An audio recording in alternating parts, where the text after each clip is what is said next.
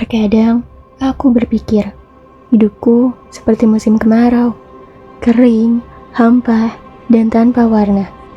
Hari-hariku berlalu, seperti gulungan film hitam putih. Tak ada hal yang membuatku merasa hidup. Orang-orang sering berkata, kamu hanya perlu bersyukur, Atma. Lihat sekelilingmu.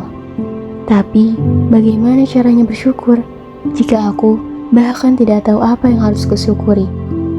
Aku punya pekerjaan, cukup makan, dan tempat tinggal. Tapi semuanya terasa kosong. Sampai pada hari itu, aku ingat.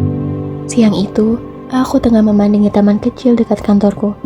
Sebuah kebiasaan yang dilakukan setiap jam makan siang. Mencari ketenangan di tengah keramaian kota. Langit mendung, tapi aku tidak peduli. Rasanya, hujan atau cerah sama saja bagiku. Saat itulah aku melihatnya. Seorang pria tua dengan tongkat di tangan, sedang duduk di kursi taman. Di depannya ada kanvas besar, kuas, dan palet warna. Awalnya, aku hanya memandanginya dari jauh, mencoba menebak-nebak apa yang sedang dia lukis.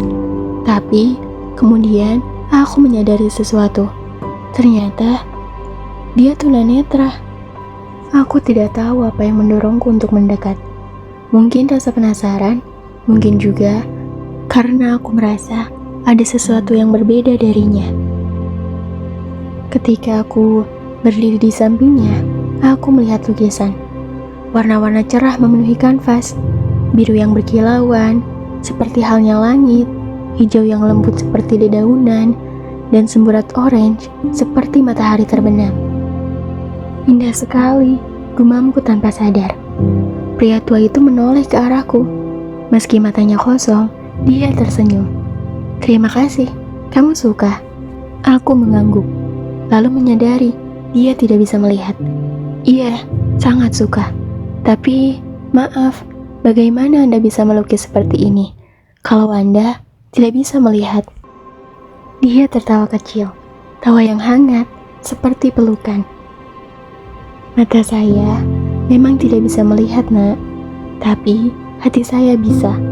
Dan hati saya melihat Tuhan di setiap warnanya. Aku terdiam sejenak. Kata-katanya begitu sederhana, tapi menusuk jauh ke dalam diriku. Melihat Tuhan di setiap warna, tanyaku pelan. Dia mengangguk. Tuhan ada di mana-mana, nak. Di angin yang berhembus, di rintik hujan, di tawa anak kecil, bahkan di kesedihan sekalipun. Kita hanya perlu membuka hati untuk melihatnya. Aku tidak tahu kenapa, tapi saat itu aku merasa seperti ada sesuatu yang pecah dalam diriku. Sesuatu yang telah lama terkunci rapat. Tapi bagaimana kalau hati saya kering, Pak? Tidak ada apa-apa di sana. Tidak ada warna. Dia tersenyum, begitu lembut. Hati yang kering hanya butuh hujan, nak. Dan hujan itu bisa datang kalau kamu mau membiarkannya. Tanyakan pada dirimu, apa yang selama ini kamu tutupi?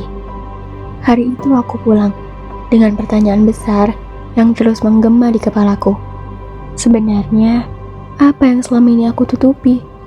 Malam itu, untuk pertama kalinya dalam waktu yang lama, aku menangis. Menangis hingga dadaku terasa sesak. Seolah semua rasa sakit yang selama ini kupendam tumpah begitu saja. Sehingga aku merasa lega. Sejak saat itu, aku mulai belajar melihat hidup dengan cara yang diajarkan pria tua itu. Aku mulai memperhatikan hal kecil di sekitarku. Senyuman orang asing, aroma kopi di pagi hari, bahkan sinar matahari yang menembus jendela pagi. Mungkin benar kata pria itu, Tuhan ada di mana-mana. Dan hujan selalu bisa datang, bahkan di hati yang paling kering sekalipun.